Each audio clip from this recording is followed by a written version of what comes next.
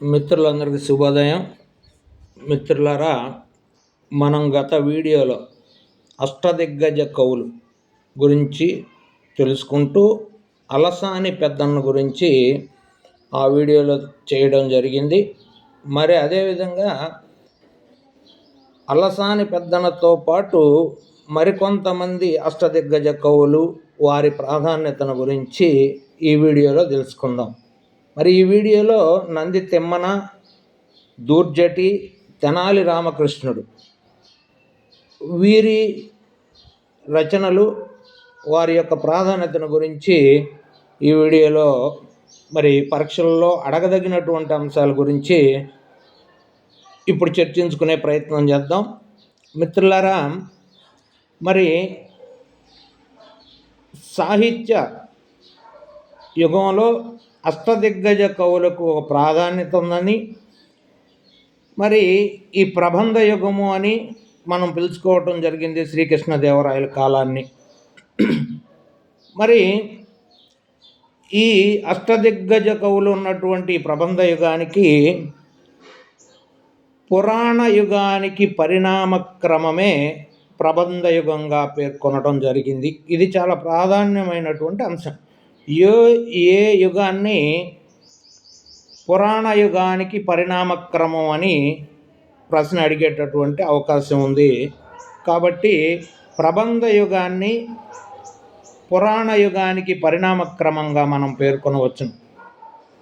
మరి అష్టదిగ్గజ కవుల్లో అలసాని పెద్దన తరువాత మరొక పేరొందినటువంటి కవి నంది తిమ్మన. మరి ఈ నంది తిమ్మన శతలేఖిని పద్య సంధాన దౌర్యేయుడు అనేటటువంటి బిరుదుతో నంది తిమ్మనగా, ముక్కు తిమ్మనగా మరియు అరణపు కవిగా ప్రసిద్ధి పొందినటువంటి కవి నంది తిమ్మన. ఈయన 5 ఆశ్వాసాల పారిజాతాపహరణమును రచించి రాయల వారికి అంకితం ఇచ్చాడు అనేది మరి ముఖ్య అంశం. అంటే పారిజాతాపహరణం రచన ఎవరిది అని, పారిజాతాపహరణము ఎన్ని ఆశ్వాసాల ప్రబంధము అని, మరి ఎవరికి అంకితం ఇచ్చారు అనేటటువంటి అంశం అడిగే అవకాశం ఉంది. కాబట్టి నంది తిమ్మన రాసినటువంటి పారిజాతాపహరణం 5 ఆశ్వాసాల ప్రబంధంగా గుర్తుపెట్టుకోవాలి. దీన్ని మరి ఆంధ్రభోజుడిగా కీర్తించబడినటువంటి శ్రీకృష్ణదేవరాయలకి అంకితం ఇవ్వటం జరిగింది అనేది మనం ఇక్కడ గుర్తుంచుకోవాల్సినటువంటి అంశం. మరి ఈ పారిజాతాపహరణంలో శ్రీకృష్ణుడు, సత్యభామ, మరి రుక్మిణి, నారదుడు, ఇంద్రుడు మొదలైనటువంటి పాత్రలతో మరి ఈ పారిజాతాపహరణం ఉన్నది అని మనం గుర్తించాలి. కాబట్టి పాత్రలను కూడా అడిగేటటువంటి అవకాశం, ఈ పాత్రలు ఏ ప్రబంధంలో ఉన్నవి అని, లేదా ఈ కింది వానిలో పారిజాతాపహరణంలో లేని పాత్రను గుర్తించమని అడిగేటటువంటి అవకాశం ఉంది. కాబట్టి శ్రీకృష్ణుడు, సత్యభామ, రుక్మిణి, నారదుడు, ఇంద్రుడు మొదలైనటువంటి ప్రధాన పాత్రలుగా పారిజాతాపహరణం రచించడం జరిగింది. మరి ఇందులో నంది తిమ్మన పారిజాతాపహరణంలో రుక్మిణిని మరి ఖండిత నాయికగా వర్ణించెను. రుక్మిణిని ఖండిత నాయికగా పారిజాతాపహరణంలో నంది తిమ్మన వర్ణించాడు అని గుర్తుపెట్టుకోవాలి. మరియు ఈ కావ్యంలో పుణ్యక వ్రతం ఉన్నటువంటి కావ్యంగా గుర్తించాలి. పుణ్యక వ్రతం ఉన్నటువంటి కావ్యం అని అడుగుతాడు. ప్రబంధం లేదా ప్రబంధం అని కూడా అడగవచ్చు. అప్పుడు మనం ఈ పుణ్యక వ్రతం ఉన్నటువంటి కావ్యం పారిజాతాపహరణంగా గుర్తుపెట్టుకోవాలి. అంతేకాకుండా మరి అనివిని వ్రేటు పడ్డ యోరఘాంగన అను పద్యం గల కావ్యం పారిజాతాపహరణం. ఈ విధంగా పారిజాతాపహరణం, నంది తిమ్మన గురించి మనం ఇవి ప్రధానమైన అంశాలుగా మనం గుర్తించాలి. ఇక తర్వాత మరొక కవి దూర్జటి. ఈ దూర్జటి అనగానే అష్టదిగ్గజ కవులలో శైవ కవిగా గుర్తించబడినటువంటి కవి. ఈయన శ్రీకాళహస్తీశ్వర శతకము అని, శ్రీకాళహస్తీశ్వర మహత్యము అని మరి రాశాడని మనకు తెలుసు. సో దూర్జటి రాసినటువంటి శ్రీకాళహస్తీశ్వర మహత్యంలో 4 ఆశ్వాసాల కావ్యంగా మనం గుర్తించాలి. ఇందులో శ్రీ కాళహస్తీశ్వర మహత్యంలో నత్కీరుని కథ ప్రధానమైనటువంటి కథగా మనం గుర్తించాలి. కాబట్టి నత్కీరుని కథ గల కావ్యం ఏమిటి అని అడగవచ్చు. అంతేకాకుండా ఈ కావ్యంలో ఉన్నటువంటి మరి సాలెపురుగు, ఏనుగు, మరి పాము, శ్రీకాళహస్తి, ఈ మూడింటికి మరి ఒక్కొక్కటి ఒక్కొక్క యుగానికి చెందినవిగా మనం గుర్తుంచుకోవాలి. కృతయుగానికి ఏనుగు, త్రేతాయుగానికి పాము, కృతయుగానికి సాలెపురుగు, త్రేతాయుగానికి పాము, ఏనుగు ద్వాపర యుగానికి చెందినవిగా మనం గుర్తించాలి. అంటే శ్రీకాళహస్తీశ్వర అనేటటువంటి వాటిలో 3 ప్రాణులు ఉన్నవని, అవి శ్రీ అంటే సాలెపురుగు అని, ఇది కృతయుగానికి సంబంధించిందిగా మనం గుర్తుంచుకోవాలి.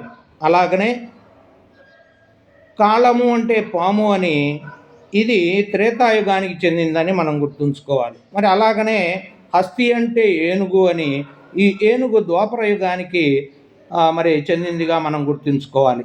ఇలా దూర్జటి కవిత్వం మరి ఓజోగుణ కవిత్వంగా మనం గుర్తుంచుకోవాలి. అంటే ఓజోగుణ ప్రధానమైనటువంటి కవిత్వం ఎవరిది అని అడిగేటటువంటి అవకాశం ఉంది. అప్పుడు మనం మరి ఓజోగుణం అనగానే దూర్జటి కవి మనకు గుర్తు రావాలి. మరి మరొక ప్రముఖమైనటువంటి కవి తెనాలి రామకృష్ణుడు. ఈ తెనాలి రామకృష్ణుడు వికట కవిగా ప్రసిద్ధి చెందినటువంటి కవి. వికట కవి అన్న, మరి తెనాలి రామలింగడు అన్న, తెనాలి రామకృష్ణ అన్న, మనం ఈ తెనాలి రామకృష్ణ కవి గురించే మనం మాట్లాడుకుంటున్నాం.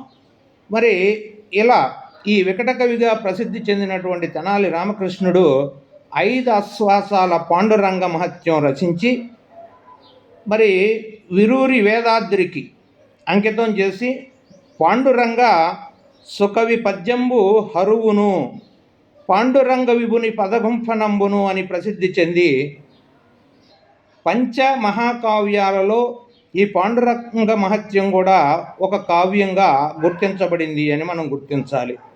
ఈ పాండురంగ మహత్యంలో కాశీపుర వర్ణన చేసిన కావ్యంగా కూడా మనం ఈ పాండురంగ మహత్యాన్ని మనం గుర్తించాలి. అలానే పుండరీకుని కథ, నిగమ శర్మ ఉపాఖ్యానం, కృష్ణావతార చరిత్ర, శ్రీ రాధాదేవి చరిత్ర, కాకి, హంస, చిలుక, పాము, తేనెటీగలకు మోక్షం కలిగినటువంటి కథ, అలానే సుశీల మోక్షం మొదలైన కథలు కలిగినటువంటి కావ్యం ఏమిటి అని అడిగితే మనం పాండురంగ మహత్యంగా గుర్తించాలి.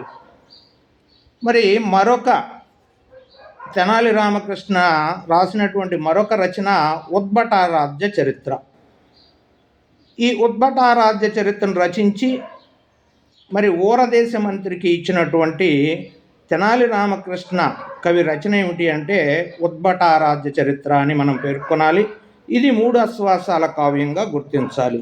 అలానే ఘటికాచల మహత్యం మరొక తెనాలి రామకృష్ణ రచన, ఇది కూడా 3 అశ్వాసాల కావ్యంగా మనం గుర్తించాలి. అంటే తెనాలి రామకృష్ణ ప్రముఖమైనటువంటి రచనలు 3 ఉన్నాయి.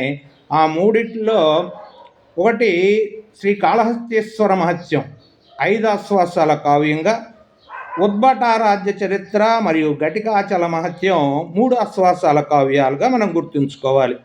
మరి ఘటికాచల మహత్యమును రచించి కండోజీ మహారాష్ట్ర రాజు అయినటువంటి కండోజీకి అంకితం ఇవ్వడం జరిగింది. వీటితో పాటు తెనాలి రామకృష్ణ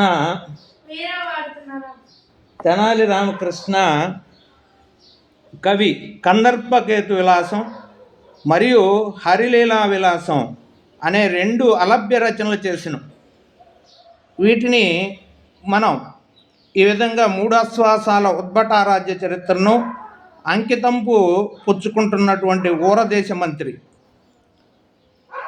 మరి రామకృష్ణ కవిని అలగు వచ్చో విలాస సుగుణ నిధి అని పేర్కొనడం జరిగింది.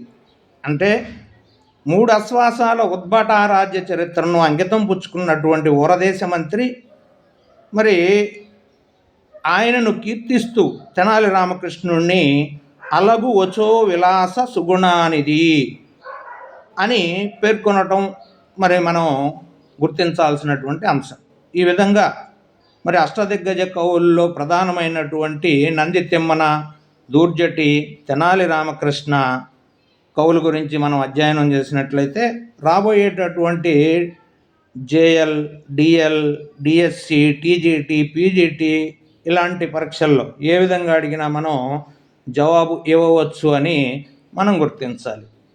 మరి ఇప్పటి వరకు ఈ వీడియో చూసినటువంటి మిత్రులకు ధన్యవాదాలు.